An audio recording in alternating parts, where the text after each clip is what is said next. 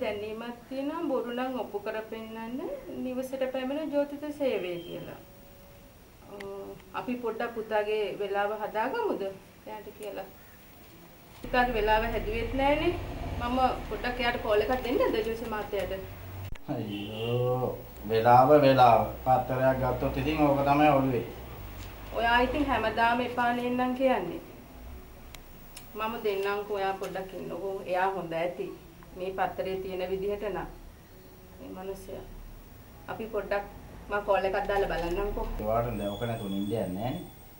බලන්නකෝ එහෙනම් ඉතින් කෝල් එකක් දාලා.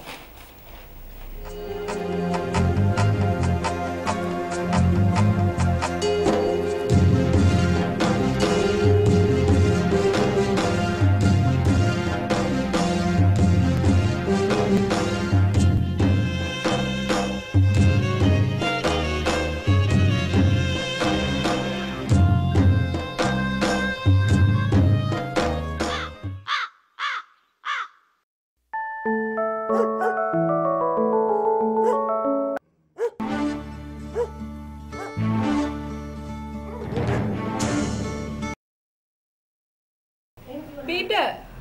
Ano? No. Ano? Ako. Ay, ano na may araw bila? Ano mahasya? Kamu lagi halang na ito naman ako kunna. Basta kamu mag-ibig. Yes, අපේ. මේ මහත්තයා ඇවිල්ලා. ඉඳගෙන මහත්තයා. කොහොමද ස්තුතියි? මොන ලාගේ දරුවෙක්ගේ කේන්දරයක් බලන්න කියලා කිව්වා නේද? ඔව් මහත්තයා මේ අපේ පුතාගේ.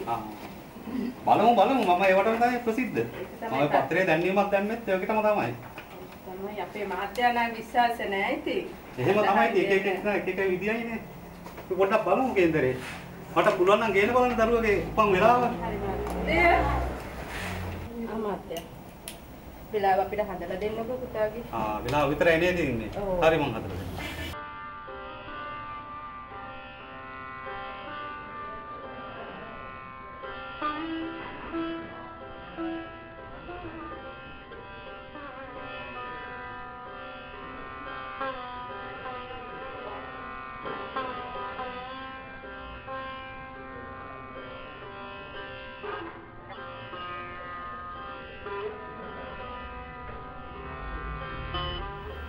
ආතේෝ නෝනාට ඉතින් මේවට වැඩි කැමති නේද?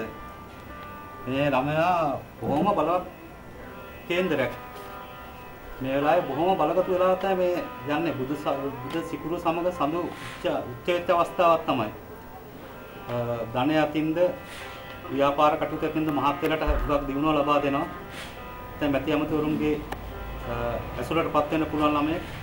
නමුත් මහත්ම වෙලා පොඩි දෝෂයක් තියෙනවා මේ ළමයා පොඩි ග්‍රහ අපල තත්ත්වයකටපත් වෙලා තියෙනවා. සෙනසුරුයි ගුරුයි නීච වෙලා ඉන්නේ.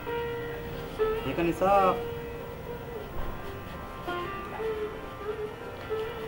මේ ළමයට බෝධි පූජා තියන්න, සෙත් සාන්තියක් කරන්න, යන්ත්‍රයක් කර දාගන්න.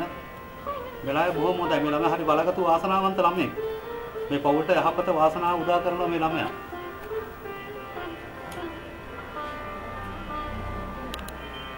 මේ අවස්ථාවේ මාර කපලයක් ගෙවෙන කාලයක් මේ ළමයාගේ. ඒකට මහත්තයා මොනවද කරන්න දෙන්නේ? ඒකට බෝධි පූජා දින 7ක් තියන්න ඕනේ. එතකොට සෙනසුරාදා උදේවරුේ එළඟතෙල් මිශ්‍ර පිරිපතක් හදලා කපුටන්ට දානයක් දෙන්න ඕනේ. ඊට සෙනසුරාදා දවස්වල වැටකීය මල බෝධියට පූජා කරන්න දෙනවා. බොහොම බලගත් වාසනාවක්. ඇති ළමයෙක් මේ ළමයා. මේ මහත්තයාට වාසනාව උදා කරලා දෙන්න මේ ළමයා තමයි. මට පොඩ්ඩක් ඔය වාසනාවන්ත දරුවා බලන්න පුළුවන්ද?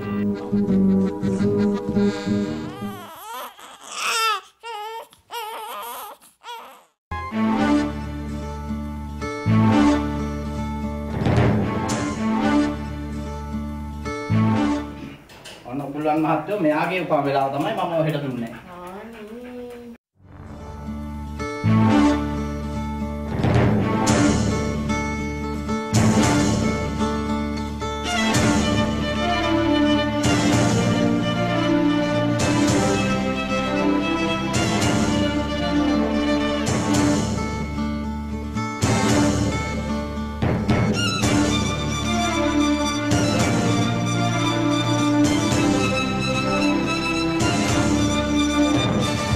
කාරණේ දැන් ඔයාට මම දුන්නේ මේ අපේ සතාගේ උපන් වෙලාව. දැන් ඔයා එතකොට ඔයාට ඒක තේරුම් ගන්න බැරුව කියන්නේ මේ මිනිස්සෙකුද තිරසනෙකුද කියලා. දැන් බලන්න එතන ඔයා එතකොට බොරුවක් කරලා තියෙන්නේ. දැන් ඕක නෙමෙයිනේ කෙරෙන්න ඕන වැඩේ නේද? පැහැදිලි නේද? බලන්න දැන් ඔයා මේ තිරසනායක ඔයාට හොයාගන්න බැරුව කියන්නේ. ඔයාට මිනිස්සයාගේ තිරසනාගේ වෙනස හොයන්න පුළුවන් වෙන්න ඕන නේද? ඔයා ඔම ඇඩයක් දාලා එනවනම් ගෙදරින් ගෙදරට බොරු කරන්න එන්න එපා. පැහැදිලිද ඔයාට? මේකයි මම කියන්නේ. මහත්තයෝ මම හුඟක් කල් ගෙදරට එලා මේ ව්‍යාපාරය කරගෙන ගියේ. කිසිම වගතුවක් නැති එකයි පත්‍රයේ දැන්වීමක් දැන්නේ. ඒකනේ මහත්තයා මම කිව්වේ මම බලපු වෙලාව වාසනාවන්ත වෙලාවක් කියලා. දැන් බලන්න මහත්තයාගේ බල්ලා මහත්තයා ළඟ. දරුවා ඇඳේ. බල්ලොත් යහතින් වැඩි වෙන කාලයක් මේක. මහත්තයාට කවදා හරි මම තේරෙයි මම කියපු කතාවේ ඇත්ත.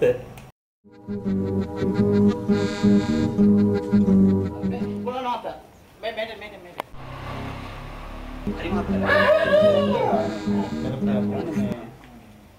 කමන්නේ අර අවසානයේ කියපු වටිනේ පොඩ්ඩක් මට වටිනවා. මහත්තයාට කවදා හරි තේරෙයි මම කියපු ඇත්ත. තේරෙනවා. බල්ලොත් යහතින් වැඩි වෙන කාලයක් ඉස්සරහට එන්නේ. යහතින් වැඩි වෙන කාලයක් තමයි මේක.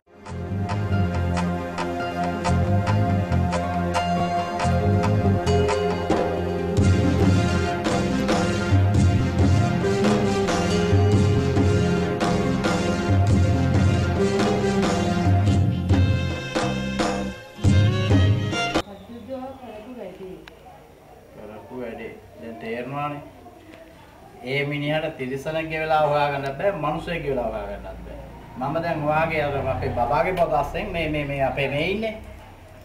මෙයාගේ වෙලාව මම තිබ්බා බලන්න මොකද වෙන්නේ බලන්න. මට ওই මිනිහව සැකයි ආපු වෙනවා. දැන් ඔය වාටි වල පිළිගන්නේ නැහනේ. ඒ නිසා තමයි මම කරේ ඔය වැඩේ. දැන් දැක්කම කොහොමද කියලා.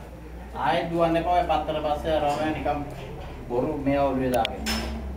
අන්තිමට වෙච්ච වැඩේ දැක්කනේ. හැබැයි ඉතින් මිනිහා මොනවාටත් හොඳ වචනයක් කිව්වා අවසානේ. මතකද කියපේ? මොකක්ද? ඒ මතක නැද්ද? එයාදී කියලා ගියේ හොඳ වචන. මිනිහාගේ ඒක නම් වටිනවා. ඒ කිව්වේ ඉතින් බල්ලොත් යහදී මැජ වෙනවයි කියලා. ඒක නම් නියම කතාවක් තමයි.